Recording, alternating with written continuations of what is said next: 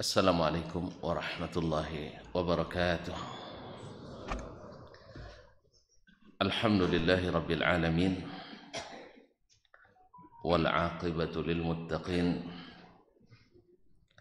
wala udwana illa 'alal zalimin. Ashhadu an la ilaha illallah wahdahu la syarika lah waliyus salihin wa khaliqul khalqi ajma'in wa razikuhum wa ma min dabbatin fil ardi illa 'ala Allahi rizquha wa ya'lamu mustaqarraha wa mustawda'aha kullun fi kitabim mubin. Wa asyhadu anna Muhammadan 'abduhu wa rasuluhu as-sadiqul amin sallallahu alaihi wa ala alihi at-tayyibin wa azwajihi at-tahirati ummahatil mu'minin wattabi'ina lahum bi ihsan ila yaumin yamtazu fihi ashabus shimali an ashabil yamin. Amma ba'du, fa usi nafsi wa iyyakum ayyuhal muslimun wa ayyatuhal muslimat bitaqwallahi azza wa jalla rabbil ardi was samawat fa innahu qad fazal muttaqun. Ya ayyuhalladzina amanu taqullaha haqqa tuqatih wa la tamutunna illa wa antum muslimun. Bapak dan ibu-ibu, saudara-saudara dan saudari serta adik-adik dan anak-anak baik yang hadir di Masjid Zaid bin Thabit radhiyallahu anhu Pekanbaru ataupun yang menyaksikan atau mendengarkan melalui media dimanapun berada. Alhamdulillah, Allah subhanahu wa ta'ala masih memberikan nikmat ini. Kita masih setia di majelis-majelis seperti ini, di rumah Allah, mengkaji atau mengaji kitabullah, membaca ayat-ayat Allah.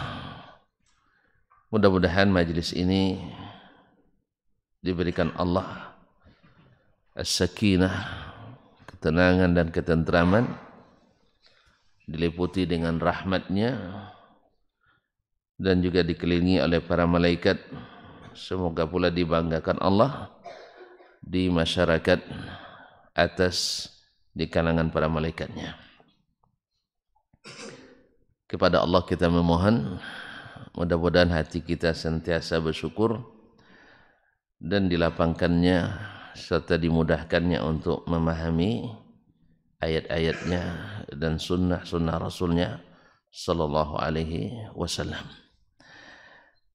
Para hadirin wal hadirat wal musyahidin wal musyahidat wal mustami'in wal mustami'at yang dirahmati Allah Subhanahu wa taala. Salawat dan salam semoga senantiasa menghiasi majelis kita kepada Nabi alaihi salatu wassalam. Doa yang paling cepat dikabulkan Allah, langsung dijawabnya. Innallaha wa malaikatahu yusalluna 'alan nabi ya ayyuhalladzina amanu sallu 'alaihi wa sallimu taslima. Man shalla 'alayya salatan sallallahu biha 'alaihi asyra. Mudah-mudahan dengan selawat dan salam tersebut semakin cinta kita kepadanya dan diizinkan kita mendapatkan syafaatnya. Amin, amin ya rabbal alamin. Ma'asyiral kiram, doa kita juga tak boleh lupa untuk orang-orang tua kita, para guru, abuya, umi, pak kiai, nyai, ustadz, ustazah, serta siapapun yang berjasa membuat kita bisa membaca bisa menulis dan bisa belajar ilmu. Semoga yang masih hidup Allah bimbing dengan taufik dan hidayahnya dan sampai pada husnul khatimah hendaknya. Dan semoga yang sudah mendahului kita Allah ampuni derajat, Allah ampuni dosa-dosanya, Allah angkat derajatnya, Allah limpahkan rahmat kepadanya. Dan semoga setiap huruf yang mereka hajarkan Allah berikan pahala yang terus menerus mengalir. Amin ya rabbal alamin. Kaum muslimin dan muslimat dirahmati Allah. Bersama Imam Asy-Syafi'i kembali melalui kitabnya Ar-Risalah. Qala rahimahullah, babu al-fara'id allati anzalallahu nassah. Bab tentang al-fara'id. Al-fara'id jam'u faridah, yaitu kewajiban-kewajiban syar'i yang Allah turunkan secara nas. Yang Allah turunkan secara nas artinya jelas, dia tanpa memerlukan lagi tafsiran, karena dia nas yang memutuskan dalam suatu masalah itu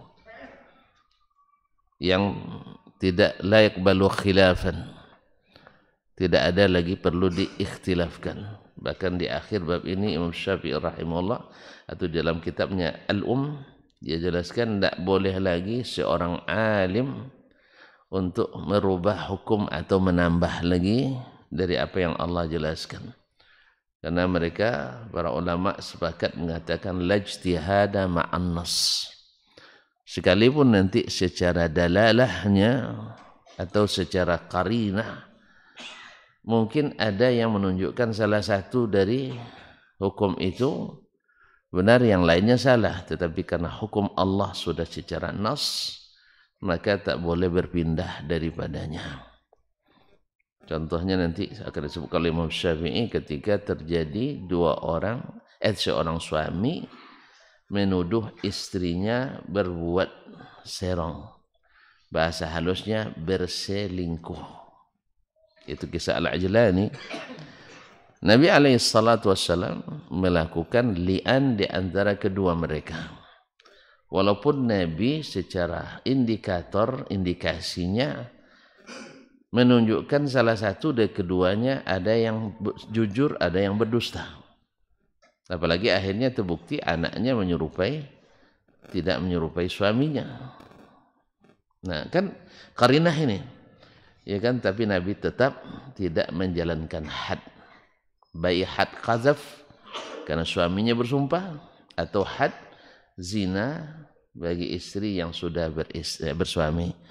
Nah, karena apa? Allah SWT menetapkan di saat suami menuduh dan tak punya saksi, maka dia bersumpah 4 kali ditambah 1 kali, dan istrinya lepas dari tuduhan, artinya konsekuensi hukum dengan cara bersumpah pula 4 kali tambah 1 kali. Itu yang dilakukan oleh Nabi SAW, dan beliau tidak, walaupun secara indikasi jelas salah satu dari keduanya jujur dan satunya dusta.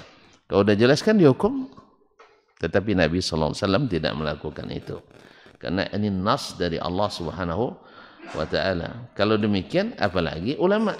Nabi saja tak berani merubah hukum Allah tabaraka wa ta'ala karena nas dalam masalah. Ini yang dimaksud dengan al-fara'id allati anzalallahu nassah. Nah, kalau sudah nas tidak boleh beranjak dari situ. Dan ini akan terjadi, ya, tidak, dan asalnya terjadi dalam pembahasan hukum nanti. Sudah nas tapi sebagian masih berijtihad. Nah, yang seperti ini ijtihad mardudun, itu ijtihad yang ditolak. Kalau dia ahli ijtihad, insyaallah dapat 1 pahala. Tapi kalau dia tidak ahli, hanya coba-coba mengijtihad, kita khawatir dapat dosa. Qala rahimahullah, qala Allahu jalla thana'uh. Imam Syafi'i langsung masuk ke contoh. Walladzina yarmunal muhsanat, Allah yang maha mulia, yang maha tinggi mengatakan walladzina yarmunal muhsanat, orang-orang yang menuduh wanita-wanita yang muhsanat, berzina. Ya, kalau sudah menuduh wanita yang suci, berarti tujuan maksudnya adalah berzina. Thumma lam ya'tu bi arba'ati syuhada. Namun mereka tidak dapat mendatangkan 4 orang saksi. Tidak bisa mendatangkan 4 orang saksi. Dan saksi di sini seperti dijelaskan oleh para fuqaha kita rahimahumullah jami'an adalah saksi yang melihat langsung di TKP. Lihat langsung di TKP kejadiannya. Jadi bukan hanya istilahnya saya kira, tidak. Saya lihat. Ya, saya lihat. Bukan hanya saya dengar, enggak, saya lihat. Karena kesaksian itu mesti dilihat langsung.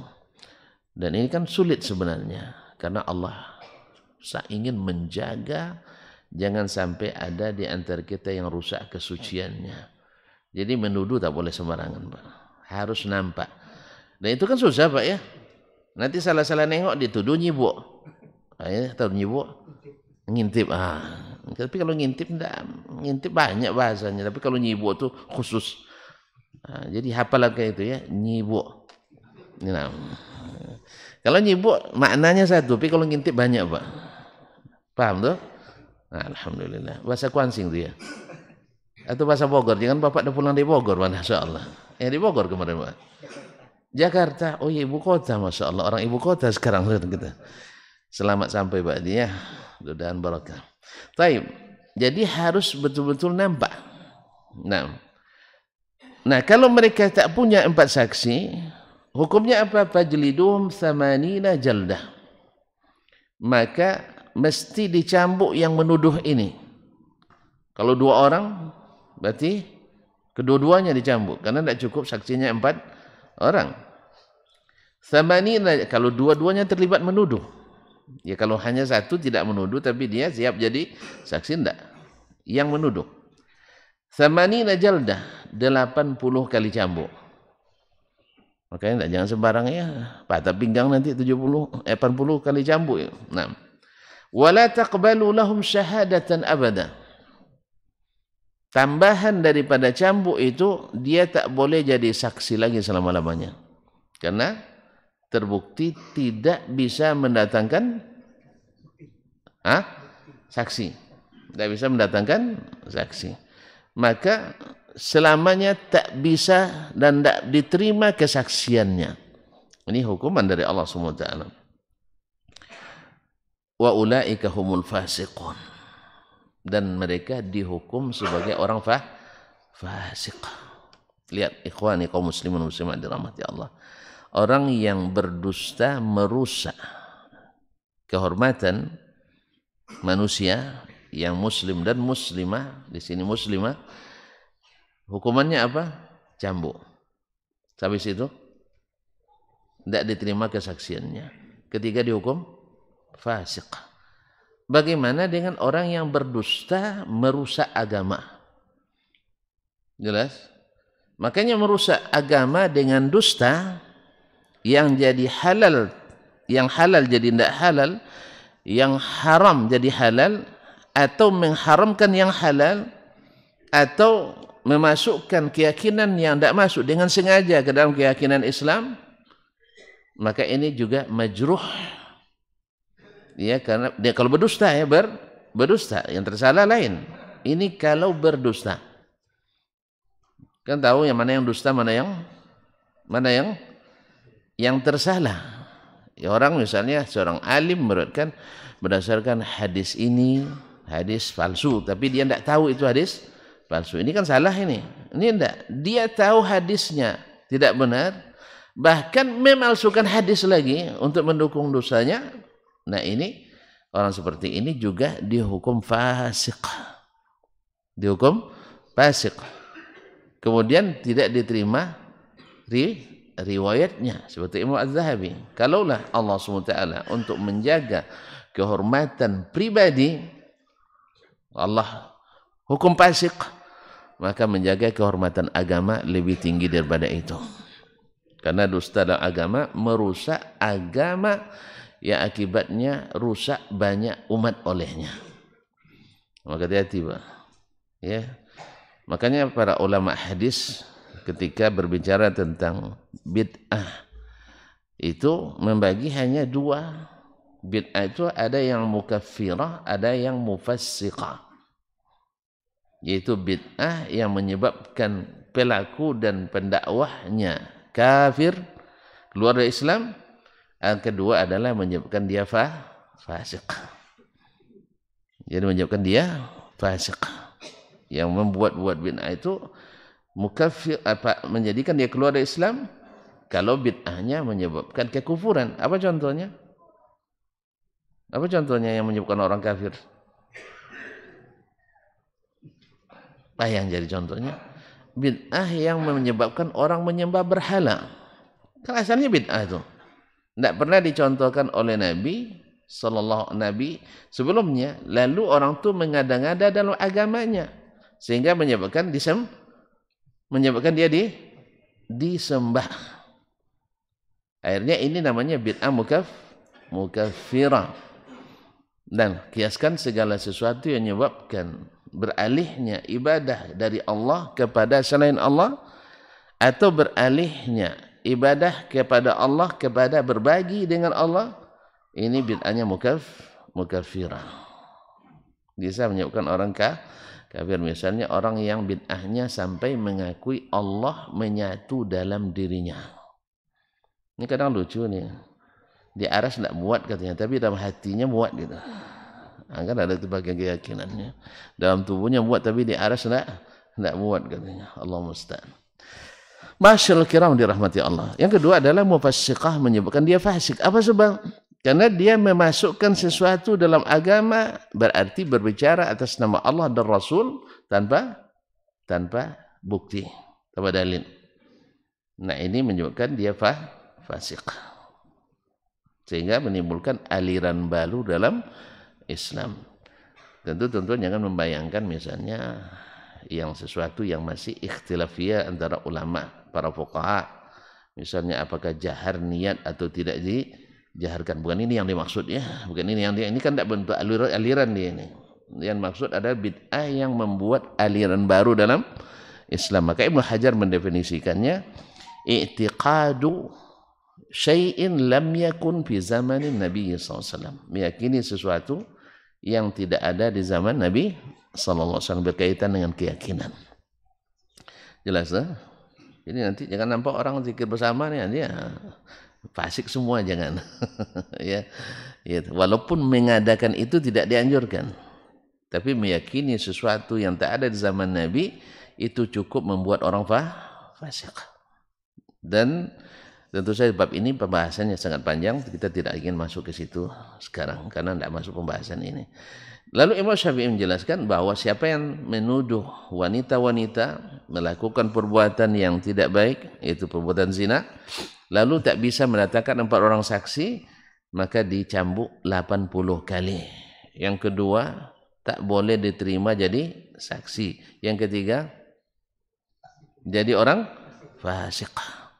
Orang fasik itu adalah pelaku dosa besar atau ngotot melakukan dosa kecil, tidak pernah taubat daripadanya, atau tidak pernah mau meninggalkannya, menganggapnya sebagai sesuatu yang biasa. Qala Asy-Syafi'i, Imam Asy-Syafi'i berkata, fal muhsanatu hahuna, yang dimaksud dengan al-muhsanat dalam firman-Nya walladzina yarmunal muhsanat, wanita-wanita yang suci itu, yang dimaksud di sini adalah al-bawalighu al-harair, yaitu wanita-wanita yang sudah baligh dan wanita yang merdeka. Jadi bukan dari hamba sahaya dan bukan dari orang-orang yang belum balik. Wa hadza yadullu ala anna al-ihsana, ini menunjukkan bahwa al-ihsan ismun jami'un li ma'ani mukhtalifah. Ini adalah suatu nama yang mengandung berbagai makna. Ini mengandung berbagai makna. Karena makna asal daripada ihsan itu adalah yang sudah bersuami. Tetapi di sini ayat ini sepakat para ulama bukan khusus wanita yang bersuami. Artinya wanita yang tak bersuami tapi sudah balik dan merdeka dituduh berzina, hukumnya sama. Jelas penuduhnya dihukum dengan hukuman yang sama. Ini menandakan bahwa yang dimaksud bukan yang sudah bersuami. Dalam bab sebelum ini kan Imam Syafi'i menjelaskan ihsan itu punya makna yang banyak. Beliau tafsir pertama ini jelas, yaitu yang sudah bersuami. Yang kedua juga di antara maknanya adalah yang merdeka. Yang ketiga di antara maknanya adalah yang sudah balik berakal. Jadi bukan hanya dengan makna yang sudah bersuami, seperti yang sudah beliau jelaskan dalam bab sebelum ini. Ma'asyarul kiram dirahmati Allah. Ini menunjukkan kata Imam Syafi'i bahwa kalimat al-ihsan, yaitu makna aslinya kan hasanah yahsinu, membentengi. Makanya orang yang sudah bersuami terbentengi oleh suaminya. Orang yang muslimah terbentengi oleh Islamnya. Orang yang merdeka terbentengi oleh predikat merdekanya. Karena hamba dengan merdeka hukumnya tidak akan sama. Kemudian apa lagi? Yang bersuami terbentengi oleh suaminya. Yang dewasa terbentengi oleh kedewasaannya. Kanak-kanak lebih mudah dirayu daripada yang sudah berpikiran, yang sudah paham. Makanya anak-anak dirayu dengan gula-gula, mau dia kadang. Dirayu dengan, ada yang rayu gula-gula?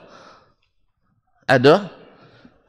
Macam tak tahu aja, banyak berita, Masya Allah. Antum tak pernah dengar berita? Tak anti baca dunia dan berita. Banyak kasus, kalau anak-anak itu mudah diselewengkan. Ya, khususnya golongan-golongan pedofilia itu selalu berhasil dengan itu. Ya, orang nak culik anak kan juga dengan dirayu kadang, ya, dipanggil, dapat gula-gula. Masa anak gadis mau dirayu dengan gula-gula juga? Berarti masih anak-anak tuh.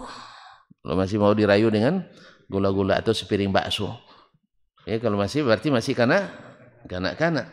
Ya, kalau yang sudah dewasa itu dirayu dengan rumah tipe 200 mungkin lah. Ya. Kalau yang ada yang rayu dengan surga, mungkin itu yang kuat iman. Tapi tidak mungkin lah surga dapat dengan perbuatan kotor, tidak mungkin. Akhirnya di sini maksudnya Imam Syafi'i mengatakan bahwa al-muhsanat di sini maksudnya ada al-bawaligh yang balik dan al-harair yang merdeka. Artinya makna ihsan dalam kitabullah bukan hanya khusus dengan yang sudah menikah. Ma'asyur kiram. Wa qala, kemudian Allah berfirman, wallazina yarmuna azwajahum, orang-orang yang menuduh istri-istrinya. Kalau tadi umum ya, sekarang khusus. Kalau tadi siapapun menuduh siapapun. Sekarang suami menuduh istrinya. Beda kan? Nah, yang tadi umum sekarang khusus. Dan keduanya nas dalam masalah. Keduanya nas dalam masalah. Walladzina yarmuna azwajahum wa lam yakun lahum syuhada'u illa anfusuhum, pada orang-orang yang menuduh para istrinya berzina padahal mereka tidak memiliki saksi. Tidak memiliki saksi-saksi. Illa anfusuhum, kecuali diri mereka sendiri. Ya, pada umumnya orang juga masalah ini kan sulit dibuktikan, ikhwan, kaum muslimin dan muslimat. Kalau sulit dibuktikan untuk ini perbuatan zina itu sulit untuk disaksikan. Karena pada umumnya terkunci. Ya kan? Pada umumnya terkunci. Kalau ribut-ribut di luar selesai, sudah usai. Jelas, ha? Nah, Makanya ada bab lain namanya iqrar, yaitu pengakuan. Dan pengakuan itu lebih kuat dari saksi. Dia kuat daripada kesaksian. Tapi ini masalahnya dia tidak ngaku. Iya memang dia masuk ke kamar, cuman kami tidak ngapa-ngapa. Kan itu tidak ngapa-ngapa kan. Nah, membuktikan ngapa-ngapanya gimana? Hah? Harus nampak. Dan tidak mungkin pula antum pasang CCTV di kamar, tidak mungkin. Ada yang pasang CCTV cepat dibongkar itu bahaya. Nanti lupa mematikannya. Kan bahaya kan? Ada yang pasang CCTV? CCTV tidak ada orang pasang CCTV di kamar, bahaya. Apalagi kamar mandi, Pak. Nah, itu tidak nyibuk namanya tuh, Pak. Kalau sudah pasang CCTV di kamar. Tidak. Orang tidak akan pasang CCTV kecuali tempat-tempat yang bersifat kalau privasi kan tidak mungkin dipasang orang. Nah, jelas ya, kecuali sudah direncanakan. Nah, itu lain hal. Ya sudah merupakan kebiasaan, lalu sudah terdeteksi, terendus, lalu dipasangkan ini. Walaupun para ulama dalam masalah ini juga masih belum sepakat untuk menjadikan itu sebagai saksi atau barang bukti. Apa sebab? Karena dengan ilmu teknologi hari ini pun orang masih bisa untuk mengapa namanya itu, Pak? Ngeditnya pandai rupanya, Pak. Hah? Udah pandai? Ngedit itu pandai? Saya tidak pandai lah. Nah, bisa istilahnya diedit lah kata Pak Edi. Saya tidak paham istilahnya. Edit nama itu apa. Ya, jadi orang memang memerlukan pakar juga. Dan pakar itu juga tidak sama juga pendapatnya. Ala kulihan, kita sedang berbicara tentang kesaksian. Dia tak punya saksi sama sekali. Ini sebenarnya Allahu a'lam cara Allah untuk menjaga kehormatan kita. Dan itu dibuktikan ketika Nabi SAW datang kepadanya Ma'iz Al-Ghamidi. Ya Rasulullah. Ini bahasanya kan orang orang kampung itu kan biasanya bahasanya vulgar kan. Rasulullah saya, ya bahasanya itu ngaku langsung itu dengan bahasa, tidak pakai bahasa kiasan gitu, tidak pakai bahasa kiasan, bahasanya langsung saya berbuat itu. Nabi berpaling ke kanan atau ke kiri, datang lagi dia sebelah kanan, ya Rasulullah saya melakukannya, paling ke kiri, dia datang lagi ke situ. Lalu Nabi katakan, la'allaka ghamazta, jangan-jangan kamu hanya sekedar menyentuh, sekedar meraba. Enggak ya Rasulullah, ngaku lagi dia. Fa'altu ma'aha mithla ma fa'ala ar-rajul ma'amra'ati. Saya melakukan sesuatu dengan dia seperti suami melakukan pada istrinya. Lalu Nabi tanya lagi ke yang lain, abihi junun, ini orang gila apa bukan atau orang sehat ini? Iya. Kan asalnya ini kan disembunyikan. Lalu ada orang yang ngaku pula di depan ramai gitu. Kan ada sahabat juga di situ. Ini orang sehat apa tidak? Waras apa enggak? Akhirnya enggak. Dia memang jujur enggak membersihkan diri. Subhanallah, kaum muslimin dan muslimat dirahmati Allah. Ini pengakuan yang, tapi kan ini jarang ini. Nabi sebenarnya berpaling itu supaya dia tidak mengaku lagi. Ya. Artinya kalau dia pergi setelah itu Nabi tidak akan cari. Jelas ya? Makanya masalah seperti ini kaum muslimin dan muslimat dirahmati Allah. Ya, jangan dilibatkan orang di dalamnya. Ya, tidak perlu melaporkan diri. Kalau memang terlakukan oleh seseorang, cukup dia bertobat pada Allah Tabaraka wa Ta'ala. Sebab aib ini, kalau dari sisi aibnya lebih daripada seperti yang disebutkan oleh Syekh Muhammad bin Ibrahim Al-Hamad dalam kalimat Mutafarriqat, bahwa aib ini tidak bisa hilang. Cap itu susah hilangnya. Kalau orang kafir masuk Islam, tidak pernah orang ngungkit-ngungkit kekafirannya lagi. Padahal kafir kan lebih besar dosanya daripada perbuatan ini. Tapi aibnya tadi, orang syirik masuk jadi muwahhid, tidak diungkit-ungkit lagi kesyirikannya. Orang pencuri misalnya juga jarang lagi diungkit masa-masa lalunya mencuri.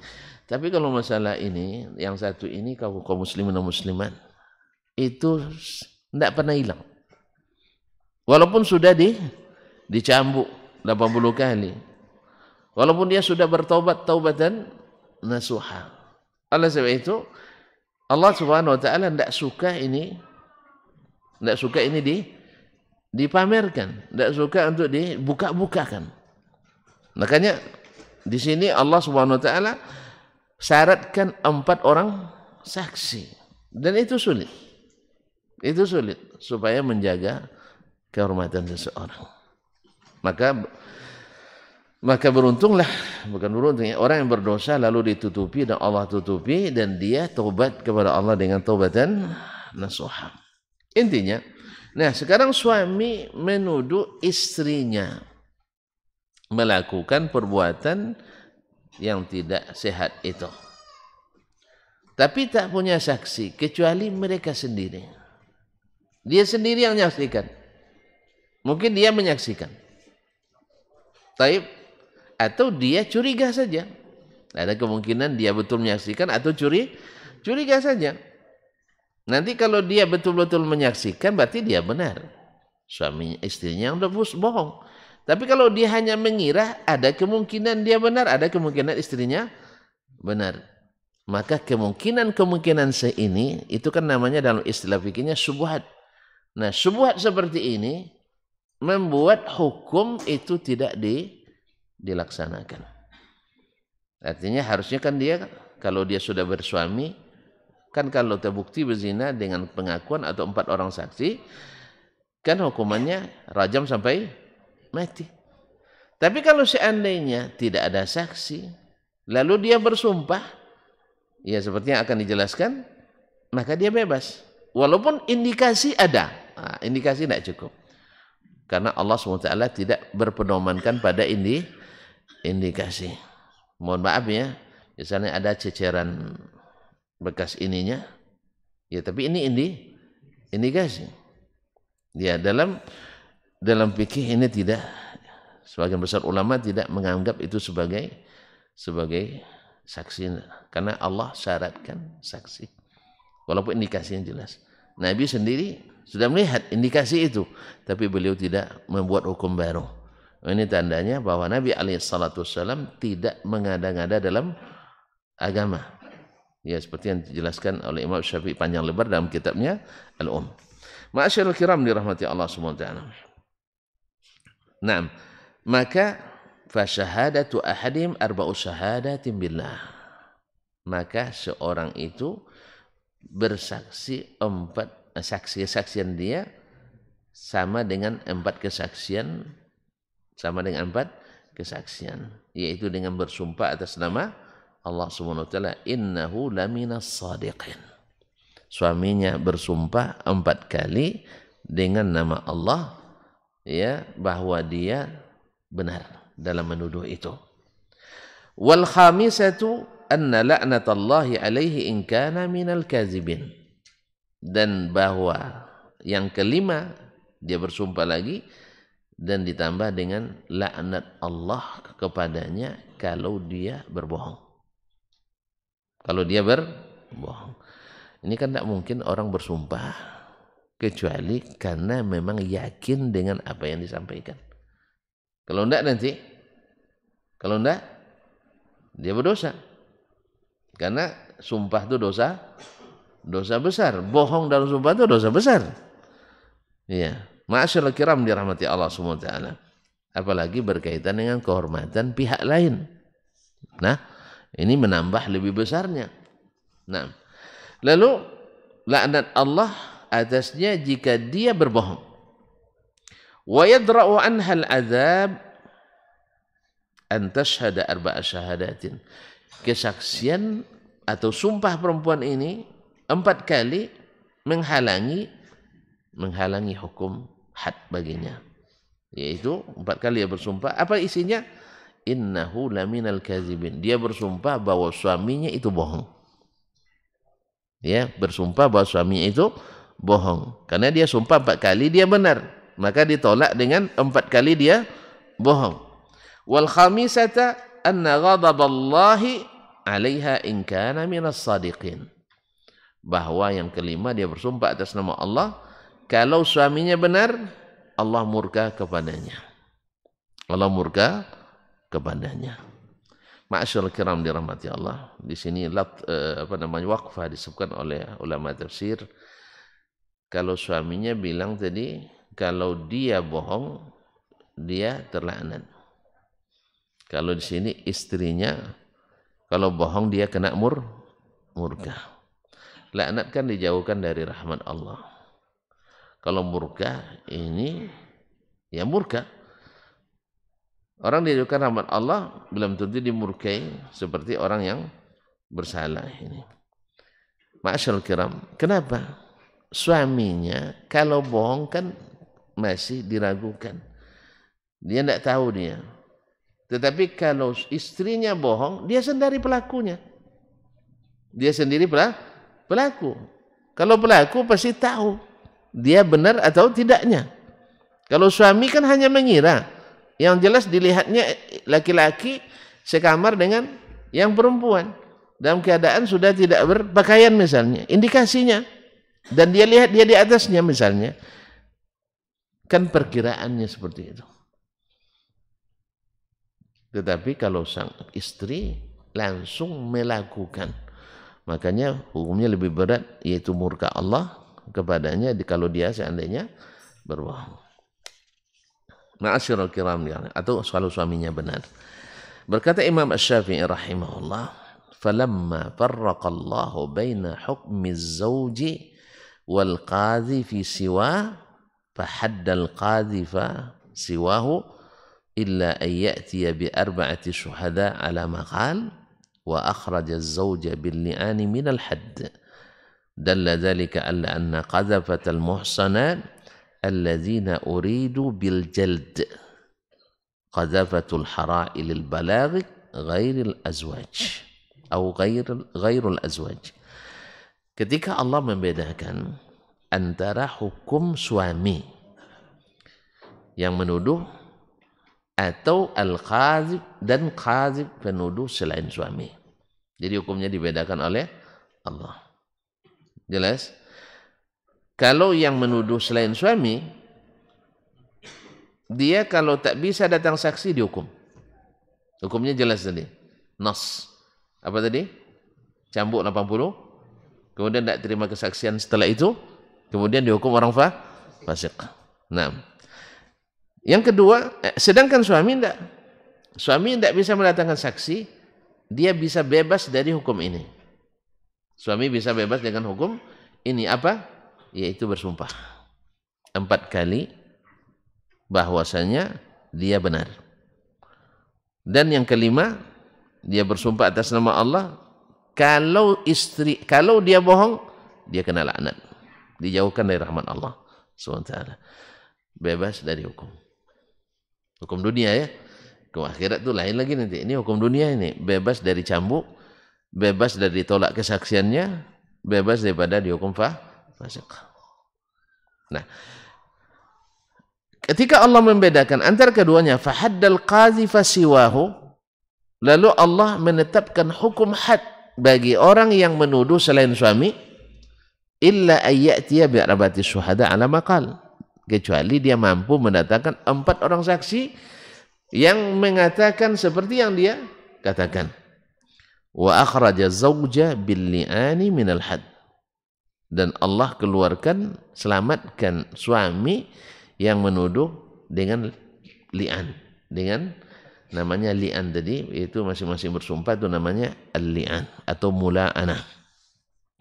Dalla dzalika, ini menunjukkan ala anna qazafatal muhsanat, bahwa orang-orang yang menuduh al-muhsanat, perempuan-perempuan yang muhsan, allazina uridu bil jaldi, bahwa yang dimaksud dengan hukum jald atau jilid atau cambuk, qazafatul hara'il al-bawaligh ghairil azwaj, yaitu orang-orang yang menuduh perempuan-perempuan merdeka yang sudah balik selain suami. Jadi penuduh selain suami ini yang kena hukum di ayat pertama tadi. Sedangkan suami dikeluarkan dengan ayat yang kedua tadi. Wa fi hadzal dalil, di dalam dalil ini, wa fi hadza ad-dalil, dalam masalah ini, ad-dalilu ala ma wasaftu, menjadi dalil atas apa yang aku sudah jelaskan, min annal qur'ana arabiyyun, bahwa sesungguhnya Al-Qur'an itu berbahasa Arab, yakunu minhu zahiruhu amman, di mana dalam bahasa Arab itu ada yang zahirnya bersifat umum, zahirnya bersifat umum, wa huwa yuradu bil khas, padahal yang dimaksud adalah khusus.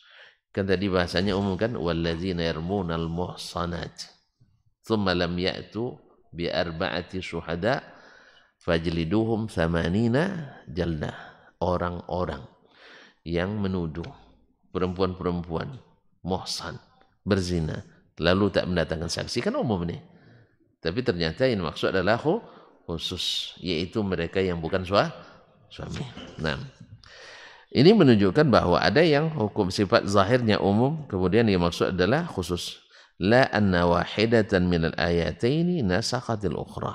Bukanlah ayat yang kedua menasakh ayat yang pertama atau sebaliknya. Jadi tidak mesti nasakh.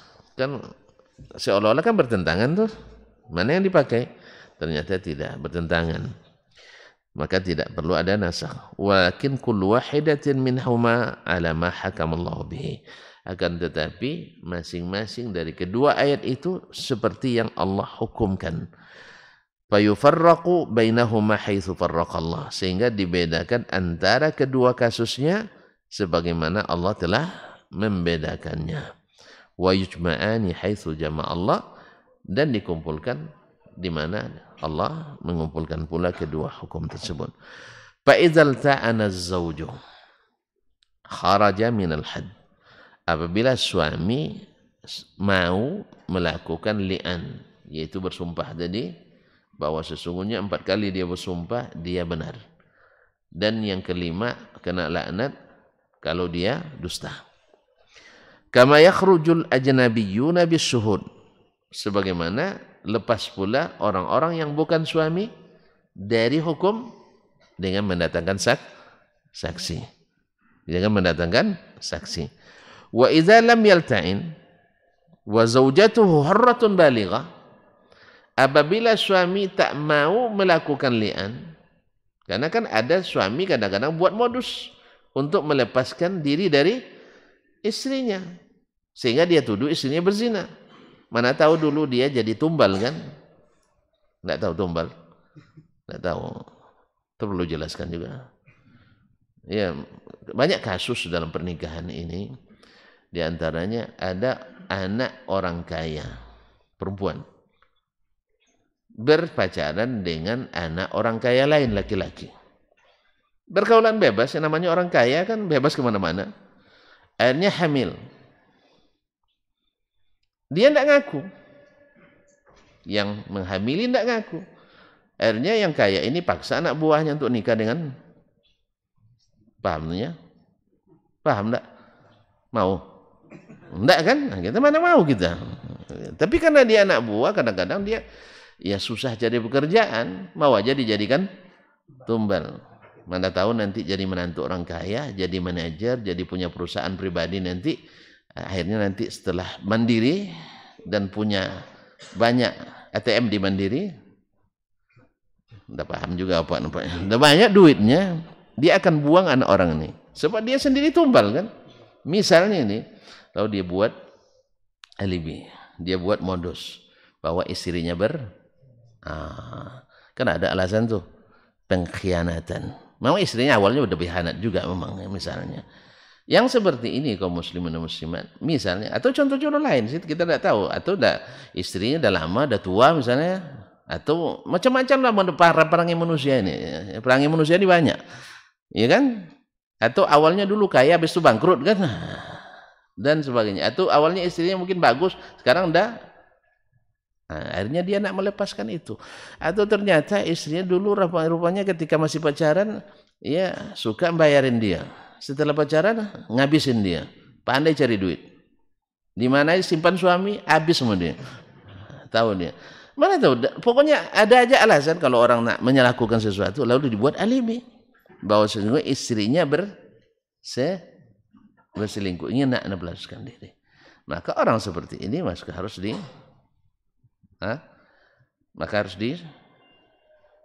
kalau tidak mau bersumpah harus dihad supaya tidak sembarangan dia.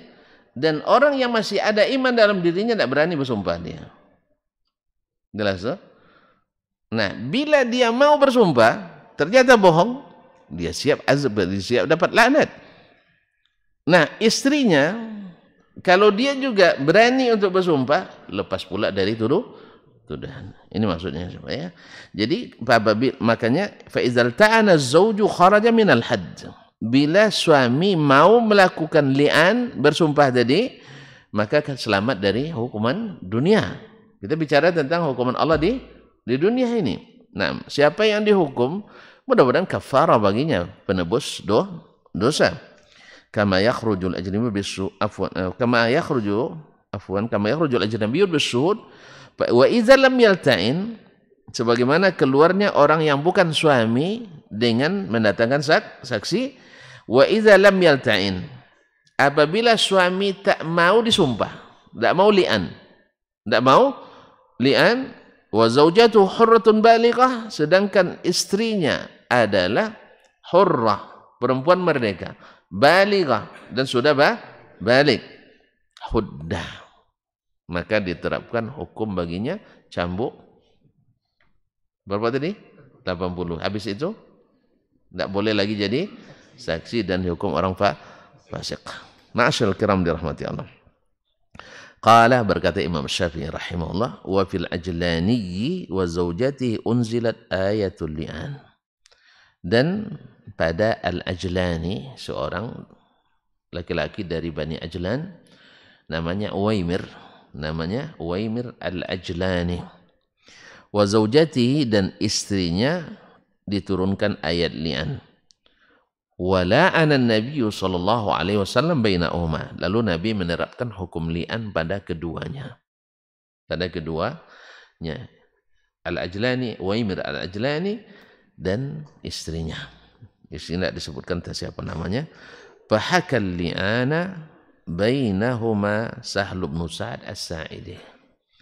Maka cerita tentang mula'anah ini dihikayatkan oleh Sahal ibn Sa'ad as-Sa'idi, sahabat Nabi SAW, riwayatkan. Wa hakahu Ibnu Abbas, dan juga diriwayatkan oleh Imam Abdullah bin Abbas, Imamul Mufassirin radhiyallahu anhu an Abi. Wa haka Ibnu Umar, dan Ibnu Umar juga menghikayatkan hudura li'anin indan Nabi, pernah menghadiri li'an, yaitu prosesi mula'anah di zaman Nabi, tanpa menjelaskan siapa yang dimaksud. Nah, fama haka minhum wahidun kaifa lafzun nabiyyi sallallahu alaihi wasallam fi amrihima bil li'an. Tapi tidak seorang pun dari mereka, Sahal bin Sa'ad as-Sa'idi, Abdullah bin Abbas, wa Ibnu Umar radhiyallahu anhum ajma'in, yang menceritakan bagaimana lafaz yang digunakan Nabi dalam prosesi li'an tadi, baik li'an antara Uwaimir al-Ajlani dan istrinya, atau yang umum dikatakan oleh Ibnu Umar radhiyallahu taala anhu. Waqad hakaw ma'an ahkaman li Rasulillah laysat nassan fil Quran. Tapi mereka menghikayatkan bersama cerita li'an tadi beberapa hukum yang dilakukan atau yang diterapkan oleh Rasulullah SAW, laysat nassan fil Quran, tidak ada nasnya langsung dari Al-Quranul Karim. Minha tafriquhu bainal mutala'inaini, yang di antara yang diterapkan oleh Nabi SAW, tak ada dalil khususnya secara teks dalam Al-Quran, adalah Nabi memisahkan antara suami dan istri yang melakukan mula'anah tadi. Dah, kalau sudah sebegitu, bersumpah pula ada hakim kan, dia berzina, saya benar, dia dan sebagainya. Ini ada lagi nyaman itu. Makanya dipisah. Yang kedua sudah masuk ya orang lain di antara mereka. Ya kan akan yang tertuduh kan jelas nanti si anu tertuduh. Makanya akan rusak rumah tangga, maka tidak bisa diselamatkan lagi. Wa nafyuhul walad. Hukum yang kedua yang diterapkan Nabi tak ada dalam ayat, yaitu wa nafyuhul walad, yaitu anak tidak dinisbatkan ke ayahnya. Anak tidak dilibatkan atau dinisbatkan kepada akhirnya apabila nanti dari hubungan itu lahir anak, maka anak tidak dinisbatkan kepada yang tadi suami yang asli tadi. Dia dinisbatkan suami yang asli. Kecuali di saat dia melakukan itu dia sudah hamil tua, itu lain hal kan. Sudah jelas ayahnya tadi itu. Ini dari hasil hubungan itu. Dari hasil hubungan dia belum hamil, tiba-tiba tertangkap seperti itu oleh suaminya, lalu terjadi mula anak. Maka anak ini tidak dinisbatkan kepada ayahnya tadi, suaminya yang asli itu.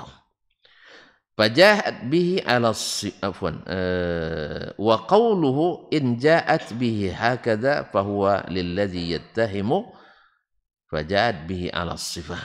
Dan perkataan Nabi SAW, bila datang wanita ini, maksudnya bila wanita ini melahirkan seperti dia, ya, seperti siapa?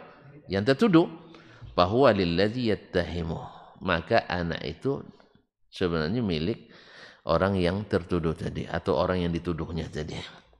Fajaat bihi ala sifah. Ternyata lahir anak itu seperti laki-laki yang dituduh. Wa qala inna amrahu labayyinun. Lalu Nabi mengatakan ini sebenarnya sudah jelas. Karena jelas loh. Ya, biasanya ayah mirip ibu atau mirip anak maksud saya, salah ya. Saya bilang apa tadi? Ayah nama. Anak mirip ayah atau ibu. Ternyata mirip dengan laki-laki yang dituduh. Berarti tidak jelas ini. Jelas kan? Nah, tetapi Nabi mengatakan laula ma hakallah. Kalau bukan karena Allah yang menghikayatkan dalam Al-Qur'an suatu hukum. Di naskah lain disebutnya laula ma hakamallah.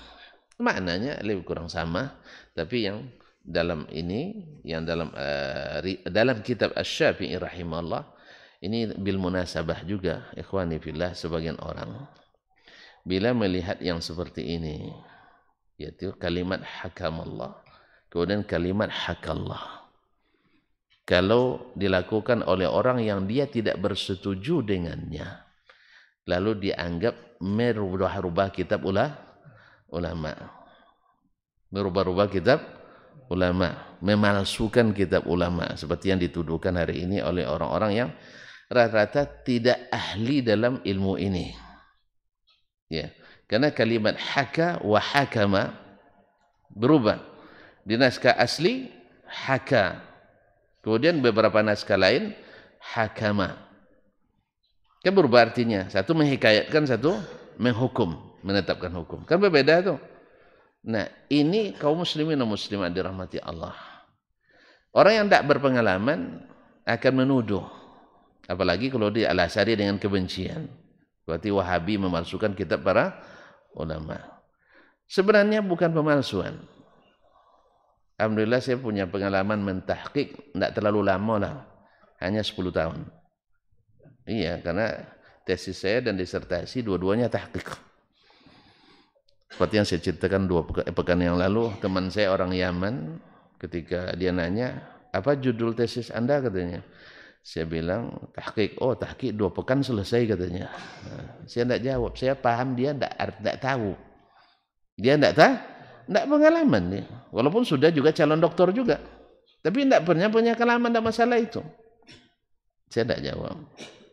Untuk apa dijawab? Karena bingung untuk menjelaskan nanti. Orang tidak punya dasar sama sekali, bingung menjelaskannya. Sampai dia datang ke rumah, tanpa saya undang juga. Saya nak bertandang ke rumah antum, oh silakan. Masuk ke rumah, saya bilang ini kesempatan. Ini kesempatan untuk menjelaskannya. Dia kan sudah salin itu di komputer. Dari manuskrip asli, dan manuskripnya tunggal pula. Luar biasa payahnya. Ya, karena tidak ada pembanding, pengkomparasinya tidak ada pembandingannya. At-Tuyuriyat lis-Silafi, ya sampai hari ini juga tidak ditemukan pembandingnya. Kalau ada nanti kasih tahu saya. Nah, Masya Allah. Jadi saya suruh beliau, saya pura-pura minta tolong ini. Padahal saya sudah muqabalah 3 kali dengan yang lain. Ya sudah, artinya sudah saya muqabalah sendiri ada 2 kali, dengan yang kawan-kawan sudah 3, berarti 5 kali muqabalah. Ditambah dengan musyrib 6 kali. 6. Jadi lama prosesnya, Pak. Ya, kalau ada masih salah juga nanti jangan tuduh saya memasukkan ya. Saya berarti betul-betul murni salah, tersalah. Allah saja maafkan, masa antum tak maafkan? Nah, ma'asyarul kiram dirahmati Allah, saya suruh dia pegang yang manuskrip aslinya. Di sini ada contoh manuskrip salahnya. Biar tonton tahu pula enaknya mentahqiq itu kan. Mana ya? Ah, ini ya. Mau Pak Edi coba baca? Hah? Iya. Ini jelas ini Pak, kalau ini jelas ini. Ada yang kadang kharmnya atau kharqnya tidak ini. Ini tulisannya bagus ini, yang begini. Alhamdulillah. Tapi coba baca. Ini dia pegang, saya kasih yang setengah apalah, yang lumayan ada apanya, yang tak jelas. Tolong dibacakan, anak nyimak di komputer. Kan enak nyimak di komputer karena sudah tulisan gitu kan. Nah, baru dia baca. OA aja. Dua lembar tidak selesai 15 menit. Nah, gimana kita teruskan? Susah rupanya akhi. Saya di komputer katanya. Enggak, antum yang dimaksudnya. Biar antum tahu rasa saya bilang. Nah, kira-kira menurut antum kalau ini 243 lembar ini kira-kira bisa selesaikan 2 minggu. Oh, enggak, ternyata susah gitu. Alhamdulillah, antum udah ngaku. Dia bilang hanya 2 pekan selesai. Karena dia bayangkan menyalin kitab. Kan menyalin tuh. Nah, kalau kita salin, ya. Nah, siapa yang punya pengalaman dia tahu bahwasanya berapa banyak kesalahan tulis. Kadang-kadang waraq yang nulis. Atau santri, tulabul ilmi yang nulis. Dari apa? Saya pernah kalau di musim ujian dulu di Madinah itu, saya terkenal suka bikin mulakhas untuk kawan-kawan. Jadi kalau 2 pekan melang ujian itu udah banyak yang ini nih, yang yang nuntutnya mana mulakhasnya. Apa yang saya lakukan? Saya ambil 3 catatan. Saya pilih orang-orang yang pertama jarang absen. Yang kedua tulisannya cukup bagus. Yang ketiga orang yang cerdas, bagus gitu, juara gitu di kelas. Ditambah naskah saya sendiri. Nah, di antara naskah yang 4 itu saja banyak furuqatnya itu, banyak perbedaannya. Kadang-kadang dari nafi jadi isbat kadang. Itulah kerja saya membedakan kalau membandingkan ada naskah ini. Kadang harus merujuk ke referensi asli. Nah, yang seperti ini bukan sengaja untuk memalsukan kitab. Ini jelas Pak Haji. Kalau mau saya ajarkan nanti. Tapi siap 10 tahun belajar tahqiq nanti. Saya kasih tugas. Mana tahu nanti jadi kitab kita berdua kan. Nah, tahqiq Dasman dengan Pak nama lengkap Dr. Andus Jupriyadi, Masya Allah. Mau? Masih ada maksud itu. Nah, masih banyak. Jadi yang seperti ini bukan memasukkan kawan. Makanya gunakanlah bahasa yang istilahnya munsif kepada para ulama. Saya dengan kalimat tahqiq itu banyak saya temukan. Subhanallah, yang mentahqiqnya 2 orang. Kalau saya sendiri. Ya. Maksudnya 2 orang di bagian itu.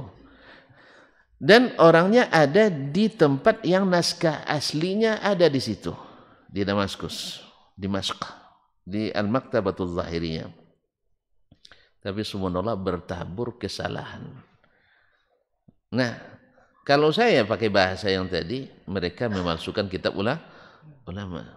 Bukan, mereka salah baca. Tahu salah bacaan dari mana? Mereka tidak merujuk. Tidak ada ta'liqatnya. Ta'liqat hanya membedakan sedikit tentang masalah lugawiyah saja. Tidak merujuk ke referensi. Ya, saya walaupun sering dituduh juga kurang referensi. Ya. Untuk menulis itu tidak kurang dari 2000 kitab yang saya telaah. 2000 cukup banyak tuh Pak. Hah? Tapi saya tidak hafal Pak, saya bukan hafiz enggak. Ya, tapi saya mentelaah tidak kurang dari 2000 kitab. Tapi yang masuk dalam catatan daftar pustaka hanya sekitar 700 lebih. Selebihnya tidak ada ditemukan di situ yang dicari. Dia dibuka dari awal sampai akhir kan. Cuman enggak seperti Bapak menghafal enggak. Nah, saya buka cepat gitu. Ada ya baca cepat, tahu dia jard namanya. Buka gini. Nah gitu. Itu maksud saya, jangan salah paham pula. Seperti kita belajar Arisalah ini setiap hari Jumat ya, setengah halaman, bukan itu maksud saya. Tapi namanya qiraatun jardiyah. Itu jar kitab, tidak kurang dari 2000 kitab dibuka. Nah. Tapi kadang-kadang pas lagi malas cukup dengan daftar isi. Kok daftar isi aja. Itu lagi malas. Tapi ketika tidak ketemu daftar isi, kita harus cari juga. Terpaksa dibuka dari awal sampai akhir. Khususnya kitab-kitab yang 1 jilid, 2 jilid. Tapi kalau sudah 80 jilid, itu payah tuh Ustaz. Ya 80 jilid, payah itu. Tapi kalau yang 2 jilid, 3 jilid, insyaAllah sampai selesai. Allah musta'an. Ma'asyarul kiram. Ini bukan pemalsuan. Jelas? Ini Bapak udah kuliah 2 semester nih Pak. Nah, bukan pemalsuan tapi adalah kesalahan. Bisa dahir dari warraqin dulu, orang-orang yang menulis dulu, atau dari yang mentahqiq sendiri. Subhanallah. Oleh sebab itu makanya jangan buruk laku biar tidak buruk sangka. Ini kadang-kadang lahir dari orang yang suka juga memalsukan sehingga menuduh orang lain memalsukan. Makanya idza sa'a fi'lul mar'i sa'at zununuhu. Bila seorang buruk lakunya, buruk pula sangkanya. Maka baik-baikkan laku, jangan mengada-ngada dalam agama sehingga nanti kita juga tidak buruk sangka pada orang lain. Ini maksud saya, siapapun yang baca kitab lalu berbeda satu naskah ini dengan naskah yang lain, sebelum menuduh tahqiq dulu. Ya, tahqiq dulu. Kalaupun nanti ternyata sengaja, yang terbaik adalah sampaikan kepada yang bersangkutan dulu. Kalau dia ngeyel juga, baru kita keluarkan bahwa sesungguhnya dia sengaja berdusta. Karena menuduh orang berdusta itu tidak mudah kaum muslimin dan muslimat. Menuduh orang berdusta tidak mudah. Kecuali memang tidak ada lagi alasan untuk mengatakan dia tidak dusta. Ya seperti yang terjadi hari ini kan, dibuktikan langsung nampak dia dusta. Kemudian dusta dipamerkan kemana? Mana? Gimana lagi? Hadis palsu, jelas palsu, dia pakai juga hujjah. Atau memfitnah ke sana kemari dengan mengatakan ini dan itu dan terbukti dusta. Itu kalau itu bagaimana cara melindunginya lagi? Jelas tak? Tapi kalau kesalahan ijtihad, kesalahan memahami, itu biasa terjadi. Jangan ke orang sekelas kita, mohon maaf, jangan seorang seperti kita. Para a'immah, para imam-imam saja tetap juga ada kesalahannya. Nas'alullah as-salamatu wal-afiyah. Kaum muslimin dan muslimat dirahmati Allah.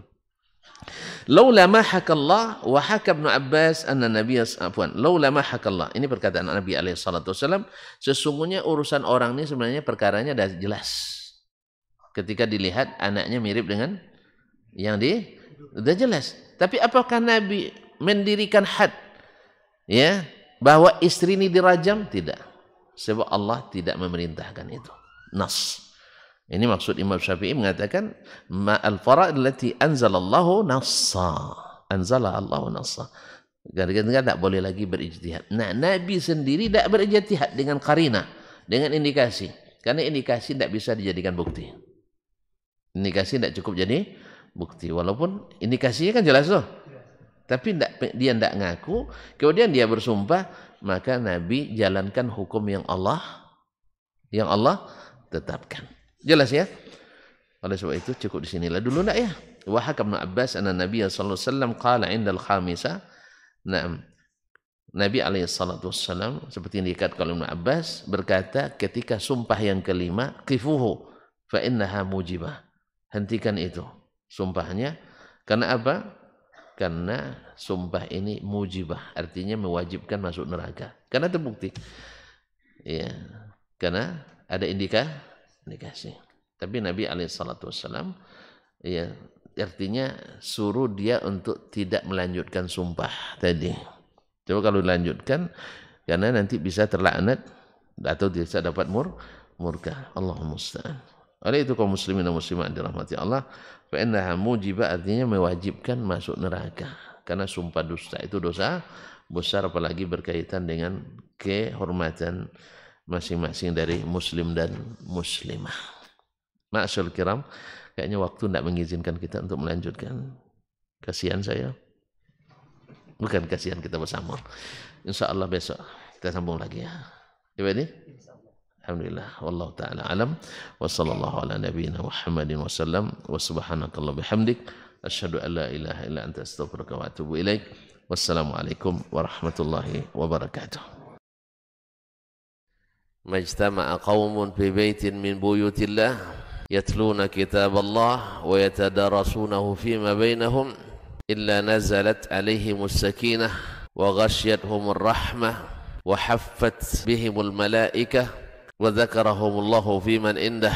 Tidaklah suatu kaum duduk di salah satu rumah Allah membaca ayat-ayat Allah dan sama-sama mempelajarinya, kecuali turun kepada mereka as-sakinah, ketentraman dan kenyamanan.